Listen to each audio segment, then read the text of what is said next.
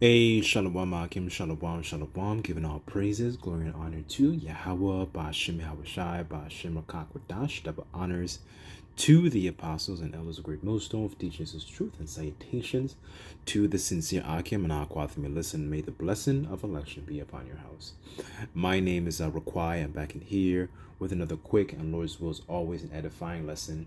And for today's lesson, I wanted to go through some of the parallels between some of the things that the prophet Jeremiah went through and how we see a lot of our people taking the opportunity to basically go online and say their 2 cents about the prophets, and ridiculing, the mocking, the scoffing, they're essentially their displeasure, their distaste, their disgust, their ill will, these sentiments that they have towards, the prophets.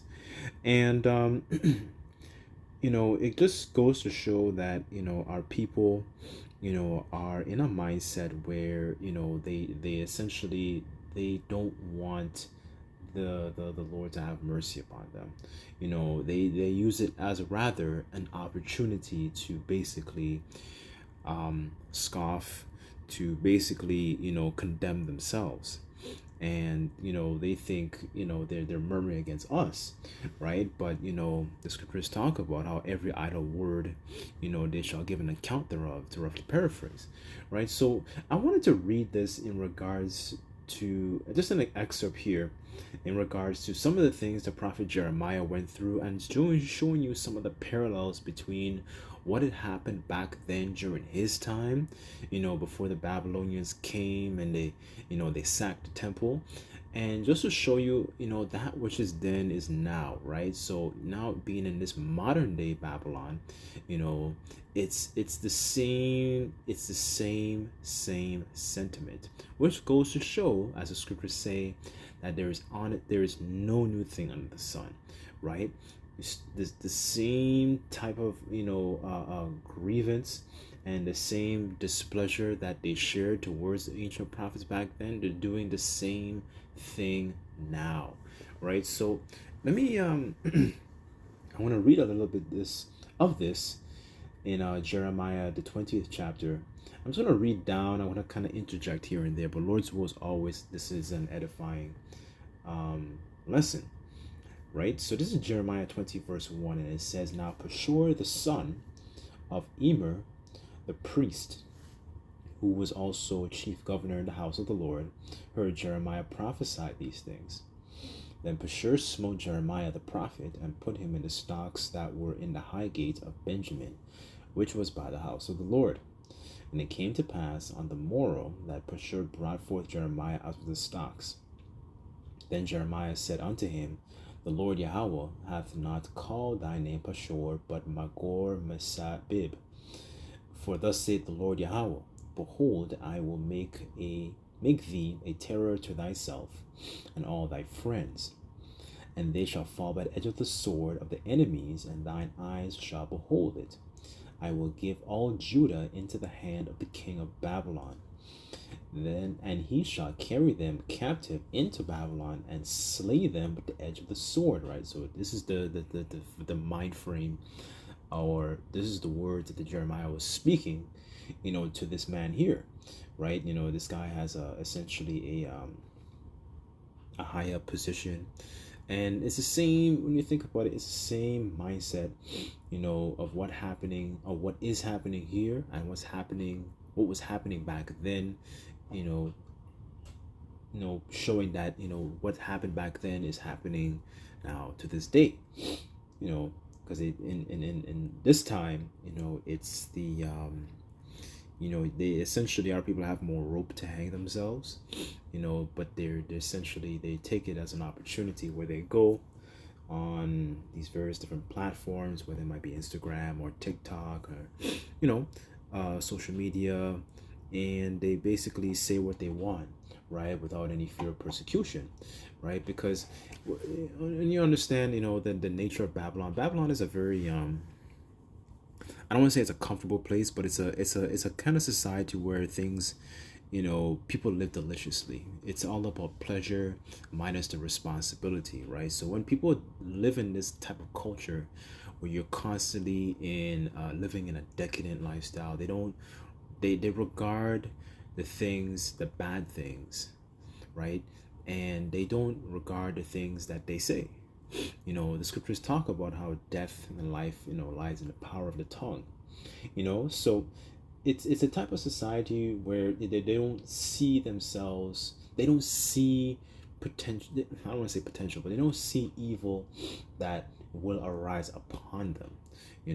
They don't see or visualize that, because when you read about in Revelation 18 in regards to like Babylon, the mindset is, okay, I will not suffer the loss of children, or see widowhood. This is the kind of mind frame of the people, because they don't imagine, when they think about this kingdom crumbling, these things are thoughts that don't even cross their minds. And that also includes our people, because there's a lot of our people dwelling in this new Babylon today, right? But at this time, during Jeremiah's time, we see that it was the Babylonians that came, and they completely destroyed the temple, right? So I want to read more of this.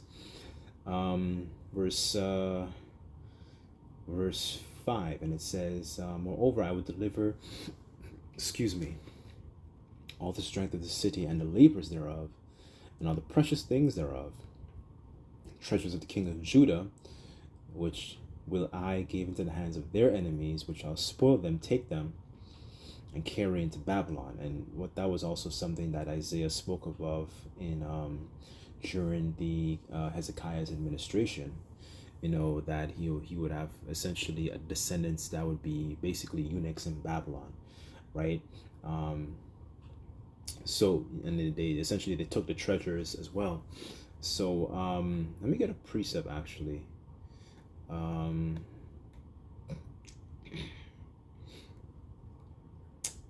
What's that? Chronicles.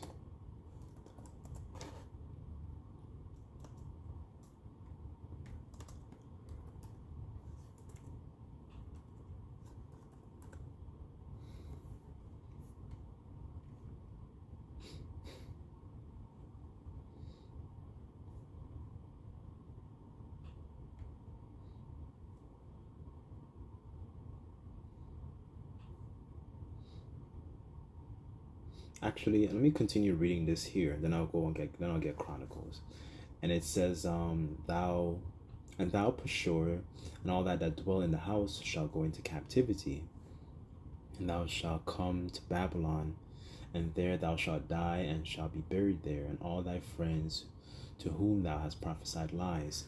So this is Jeremiah's complaint. When you go through this, account here of some of his sentiments, his feelings, yes, because the prophets, they were still in the flesh, right? But this is one of the things that that was one of his sentiments that came across him. So this is Jeremiah 20:7, and it says, O Lord Yahweh, thou hast deceived me, I was deceived. Thou art stronger than I, and thou hast prevailed. I am a derision daily, everyone mocketh me. Since I spake, I cry out. I cried violence and spoil, because the word of the Lord was made a reproach unto me. I am derision daily. Then I said, I will not make mention of his name, nor speak any more in his name. But his word was like mine in mine heart, as a burning fire. Shut up in my bones, I was weary with forbearing, that I could not stay. So this is the feelings that he had. He's like, what, I don't think I want to speak the Lord's word anymore. But he still had that fire. The word of the Lord is essentially like a two-edged sword, because remember, Jeremiah was in that same spirit of telling our people, come out of those ways, because they had, during those times, they had fathers and mothers, and they get the children involved to essentially bake cakes, for the Queen of Heaven. They were worshiping Baal. They were burning incense unto vanity. They were doing all a bunch of abominable works, giving reverence to all these gods that, don't profit them anything. Just like today, it's the same sentiment. They pay reverence. Like, for example, you have, Thanksgiving, just passed, and now you have Christmas coming up. It's the same mind frame sentiment. They pay reverence to these gods that don't even profit them, and essentially they don't understand the repercussions of their actions.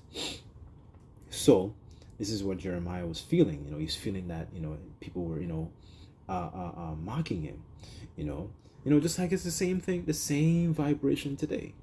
It's the same vibration, the same sentiment, where they take their opportunity, the same people, it's the same stiff-necked people. They take the opportunity to go online and to say what they want, address all their grievances. They cut in the spirit, and they want to air out their 2 cents, their 5 cents, their 10 cents of words against the Lord's prophets, right? But it's really the Lord showing his compassion on his people, right? But they don't see it that way, right? This is truly a nation that doesn't know and understand the importance of a father, right? Because essentially the prophets are basically fathers unto a fatherless, nation. This is Second Chronicles 36 and 15, and it says, "And the Lord Yahweh of their fathers sent to them by his messengers, rising up betimes and sending, because he had compassion on his people and on his dwelling place. But they mocked the messengers of the Most High, despised his words, misused his prophets, till the wrath of the Lord arose against his people until there was no remedy." So this is the way they treated the Lord's prophets, right? This is why we also need protection from the mass majority of our, the unrighteous seeds of our people, because they are essentially a terror, and we need protection from them also, right? Not just from the enemies, but from the wicked of our own people, because this is the kind of device they essentially devise mischief. They as a matter of fact, let me get that. What's that in Proverbs? Is that Proverbs 17?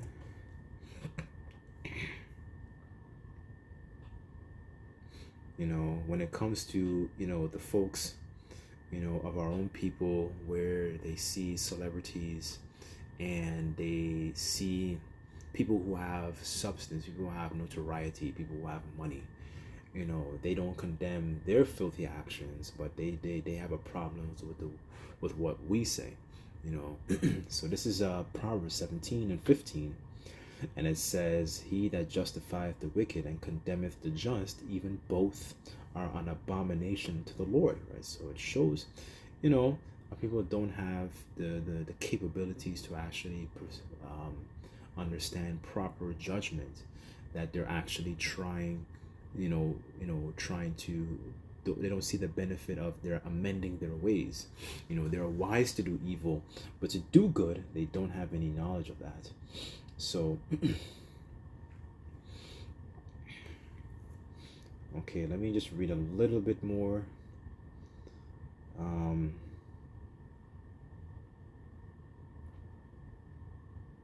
As a matter of fact, let me go to the book of Ezra. Just give me 1 second, because that actually came to pass. What's that? Let me get it in a GNT.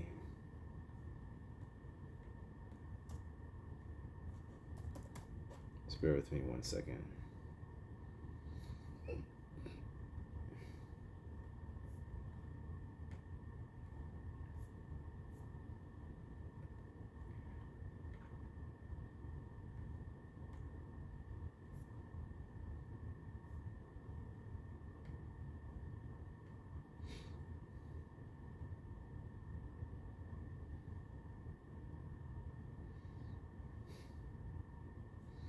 Okay, this is First Ezra chapter 1, verse. I'll start at verse 47, and it says,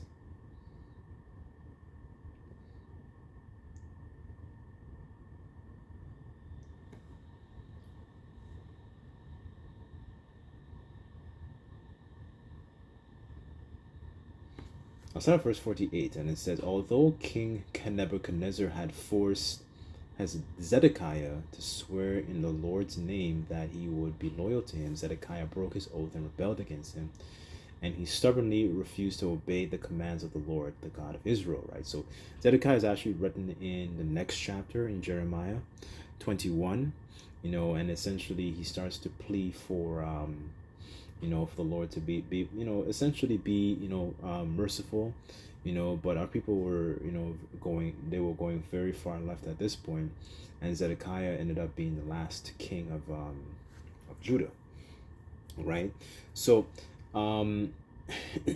this is verse 49, and it says, in addition, the leaders of the people and even the chief priests were more godless and lawless than all the corrupt heathen. They defiled the temple of the Lord, which he had made holy.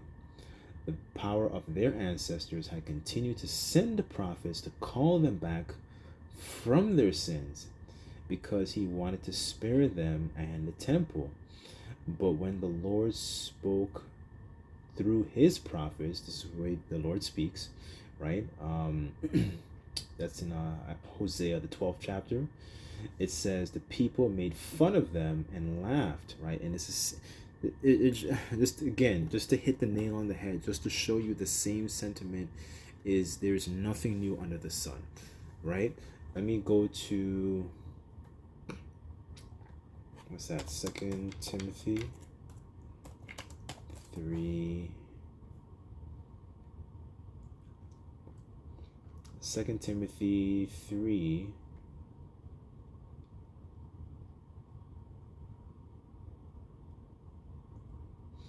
I'll start at verse 1, and it says, this know also that in the last days perilous times shall come. Perilous meaning dangerous.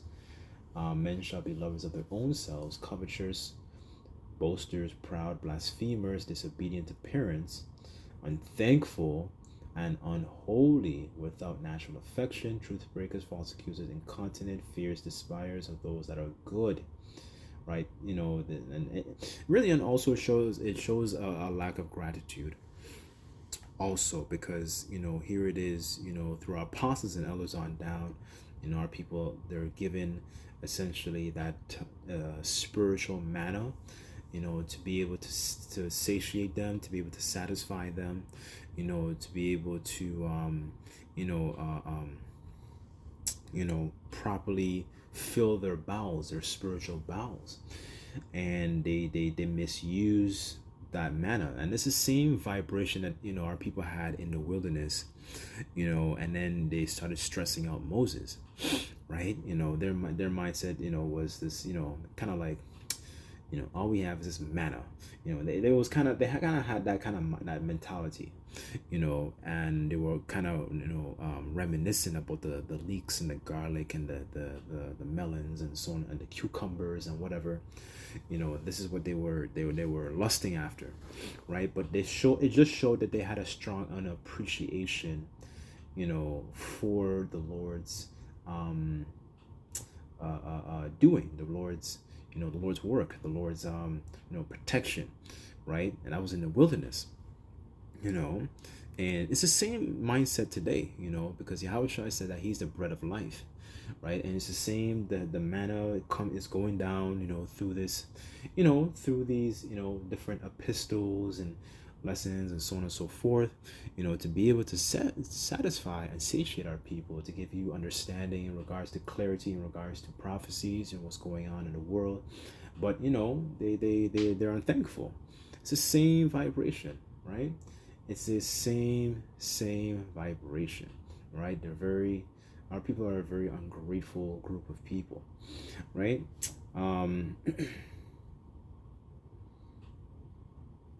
It says, verse 4, traitors, heady, high-minded, lovers of pleasures more than lovers of the Most High, right? So this is the type of, time that we're living in. But it shows you the difference, not the difference per se, but rather the parallels between what's happening then versus what's happening, in our time, right?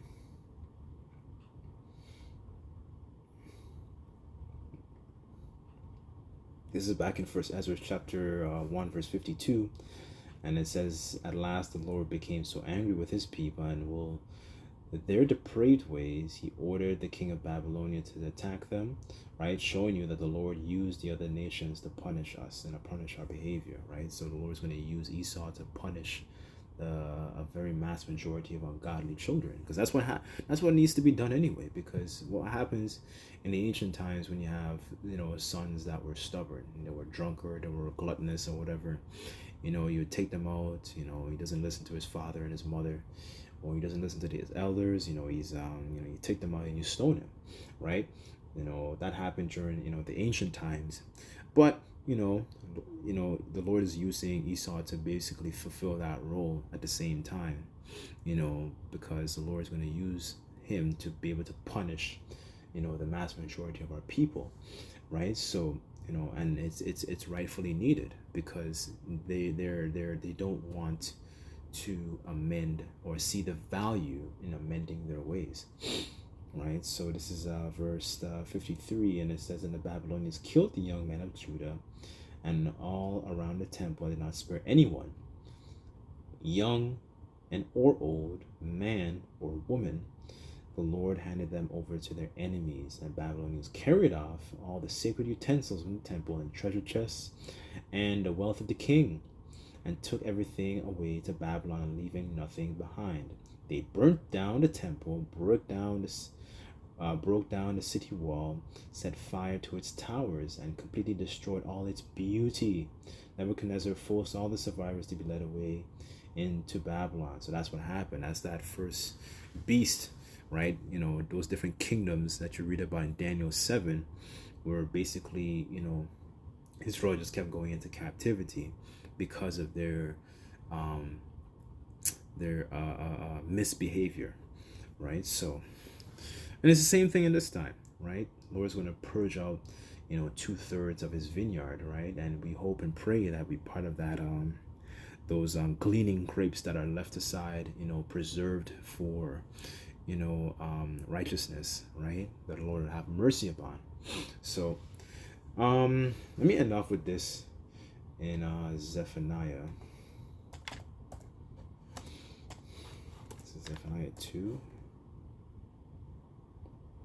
This is Zephaniah 2 and 3, and it says, seek ye the Lord, all ye meek of the earth, which have wrought his judgment. Seek righteousness, seek meekness. It may be ye shall be hid in the day of the Lord's anger, right? So this is one of the things we want to be hid from, because the Lord is going to stir up the spirit on these different Russians to, attack Babylon the Great, and, stir up these people, spirits creative of vengeance, so on and so forth, right? So we need essentially a savior. This is the perks, or I should say rather the benefit of seeking righteousness, right? So living uprightly, so anyways, I'll leave the lesson there, but just to go through some of the parallels between some of the ancient prophets back then versus what's playing out now in these times, right? So I'll leave the lesson there, but Lord's will is always that this lesson was edifying. Just like to give all praises, glory, and honor to Yahweh Bashim Shai.